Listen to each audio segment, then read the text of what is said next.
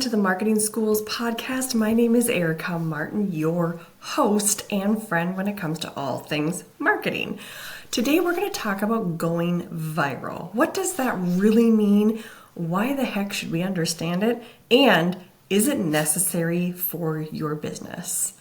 So let's talk about what is going viral. So going viral on an app is really something where the algorithm syncs with what your audience wants and a ton of people watch it. So you can see if you are getting a consistent 3, 4, 500 views and all of a sudden you get a video with 10,000 views, 30,000, 50,000, that in my eyes is going somewhat viral. I mean, you can have a video go, viral to like 1 million. That is one thing.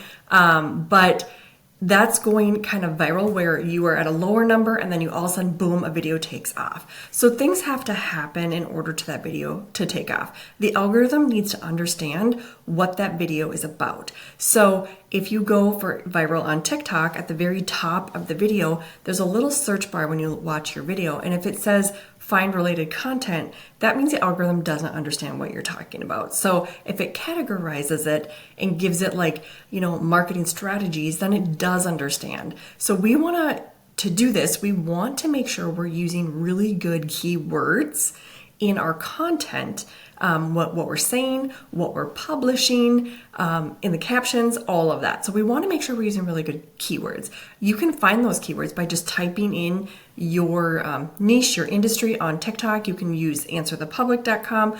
You can use Google, not my favorite, but you can. But that is, again, one way to look at going viral, that all those things have to happen. Now, it is 100,000 times easier, that's dramatic, easier to go viral on TikTok than any other platform. You can go viral. You can have a viral pin. You can have a viral YouTube short. You can have a viral Instagram post. It is much, much easier to go viral on TikTok because TikTok, the algorithm, is an outreach platform. The mistake that I see people making is that people look at social media as it's all equal. It is not across the line equal. It is very much stacked. And the way we teach it inside of the marketing school on how to use social media content is we layer it, right? So for example, Pinterest is an outreach platform. It uses keywords.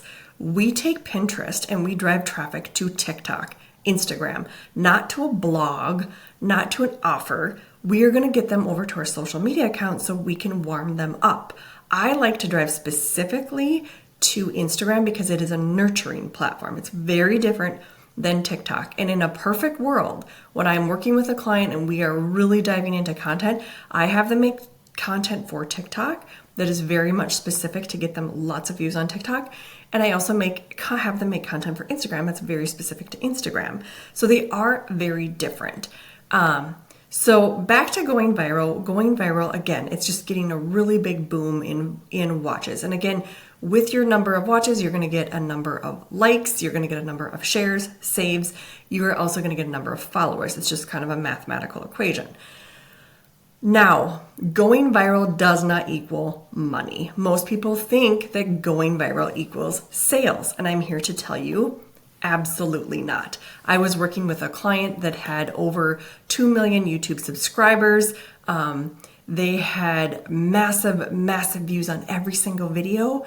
Their sales, I was shocked. I'm thinking to myself, okay, you have all of this content out there. You have a lot of it. You have a lot of views, a big follower base, very few sales compared to what I should be seeing at that level. So it does not mean that you can go viral. The videos that I've done where I get 50, 60,000 views, they produce the least for me. I will get 1 to 2 leads, maybe. The videos where I get massive amounts of leads are in the 1,000 to 2,000 views.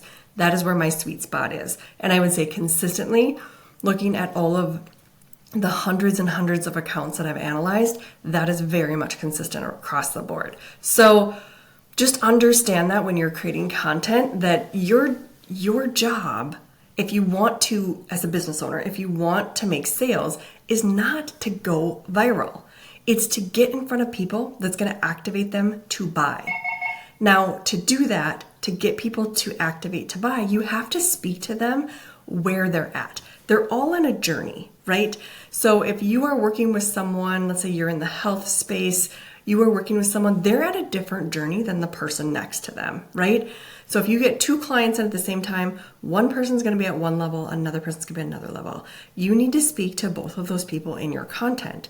So if you were to go making content, let's say about the mitochondria, right? Big word. Does everybody understand it? Absolutely not. I work with healthcare practitioners all the time. People don't understand that word. I know it seems simple, and a lot of us overcomplicate our content. But if you had someone with gut issues and you said, well, you just need to fix your mitochondria, they're going to keep swiping because they don't see the benefit of that. They don't know what that means, right? They don't know those terms, and you're speaking to them in terms that they're not going to understand, and they're not going to digest that content. So speak to them in very simple, like if you have gut issues, if you have bloating, gas, diarrhea, talk about that stuff. It's all great stuff that I do. I talk about every single day because I work with a lot of healthcare practitioners. So if you're focused on those symptoms, and then you can talk about the mitochondria after you've met them where they're at, right? So because one patient might know, oh yeah, I got to work on my gut is messed up. I got to work on my mitochondria. The other person can be like, I don't know what that word is. I just know I eat food and it hurts afterwards, right? So those are two different people. So we have to talk to them at their level. So it doesn't mean you can't come out with those big terms, but I want you to simplify it. I want you to bring it down. And because when I'm analyzing accounts, that's the biggest thing I see is people are not clear with their offer because they're talking at a high level using industry jargon that makes zero sense, right? So when we're making our content, we don't necessarily want to go viral. If you want to be a YouTuber, a famous TikToker, and that's like Alex Earl, and that's just all you want to do is put your makeup on and get people to view you and get sponsorships, great, do that. Then you want to go viral because you want to reach as many people as possible. The problem about reaching as many people as possible, if you're, a health coach or a business coach, or you have a product or service, if you reach as many people as possible, it still isn't going to be the right people. It's not going to bring you the right sales. It's not going to bring you the right things. So we want to, like I said, we want to get the views, but we want to get the right views. To do that, here's the secret sauce. To do that, like I said, is meeting them where they're at. Focus on the problem. Are you struggling with? Do you feel like this every single day? Make them feel like they're heard. Make them feel like you understand exactly what they're going through and you know how to fix their problem. If you look at marketing, it has not changed in 100 years. Even though you can come at me and say, oh my gosh, it's changed so much. It hasn't.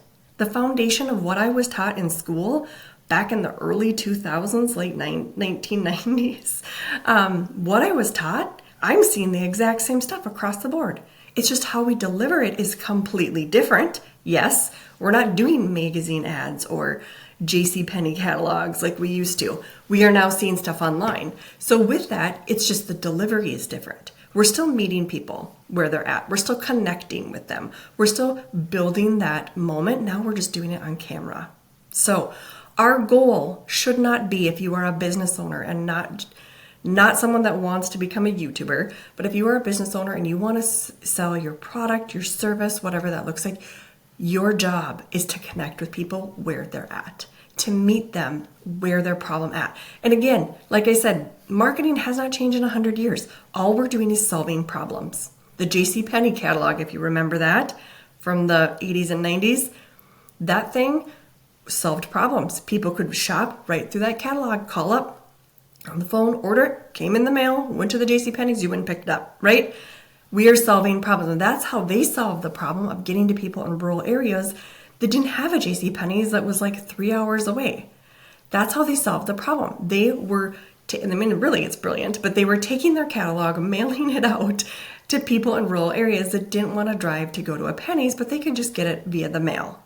So brilliant. So we're just meeting people where they're at. We're figuring out their problems, telling them that we understand them and we can focus on their problems. So the message for today is don't focus on going viral. Focus on connecting with your audience, and those leads will come in once you hit that connection. So thank you guys for watching today. I will see you or tune in to me on the next episode. Have a great day.